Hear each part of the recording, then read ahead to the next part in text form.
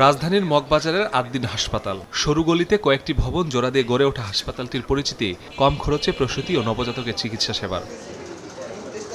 কিন্তু ২৭ মে ৬ নবজাতকের রহস্যজনক মৃত্যুর পর স্বাস্থ্য অধিদপ্তর গঠন করে তদন্ত কমিটি। এখন পর্যন্ত হাসপাতালের পুরনো ভবনে পোস্ট অপারেটিভ ওয়ার্ড স্থাপন, ভেন্টিলেশন ব্যবস্থা না থাকা, এসি বন্ধ রাখা আর অনুমোদনহীন বেকারি স্থাপন সহ বেশ কিছু অনিয়ম পেয়েছে তদন্ত কমিটি। আদ্দিন ট্র্যাজেডির পর নিরাপত্তা ও স্বাস্থ্যসেবার মান নিয়ে প্রশ্ন উঠেছে রাজধানীর বেশ কয়েকটি বেসরকারি হাসপাতালের বিরুদ্ধেও। লাইসেন্স নবায়নের সত্যে বলা আছে, পোস্ট অপারেটিভ ওয়ার্ডে এসি লাগালেও ভেন্টিলেশন ব্যবস্থা রাখতে হবে। পুরনো ভবনে স্থাপন করা যাবে না পোস্ট অপারেটিভ ওয়ার্ড। এসব হাসপাতালের লাইসেন্স দেয় দুর্ঘটনার দায় স্বাস্থ্য অধিদপ্তরেরও বলে মনে করেন জনস্বাস্থ্য বিশেষজ্ঞরা। এসি বাচ্চাদের জন্য সুইটেবল কিনা, এর ভেন্টিলেশনটা কীরকম হবে, ইলেকট্রিফিকেশনটা ঠিক আছে কিনা অধিদপ্তর দেখেছে, তারা কিন্তু এটা ওকে করেছে।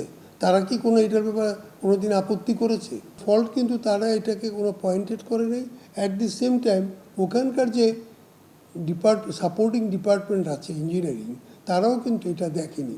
২০১৯ সালে আদ্দিন হাসপাতাল ভবনকে ঝুঁকিপূর্ণ হিসাবে তালিকাবদ্ধ করে ফায়ার সার্ভিস। আর ৩ বছর ধরে ফায়ার লাইসেন্স ছাড়াই চলছে হাসপাতালটি। আছে বিল্ডিং কোড না মানার অভিযোগ। বিশেষজ্ঞরা বলছেন, শুধু আদ্দিন নয়, এমন আরও জনপ্রিয় হাসপাতালও চলছে সরকারের বিভিন্ন প্রতিষ্ঠানকে ম্যানেজ করেই। হাসপাতালের কোন রুমগুলোতে কী ধরনের এয়ার কোয়ালিটি থাকবে সেটা কিন্তু আমাদের বিল্ডিং কোডে কিন্তু আছে, কিন্তু আমাদের সেটা নিয়মিত তদারকিটা হচ্ছে না। তদারকিটা হাসপাতাল কর্তৃপক্ষকেও করতে হবে বা স্বাস্থ্য মন্ত্রণালয় থেকেও কিন্তু টাইম টু টাইম এটার মনিটরিংটা দরকার।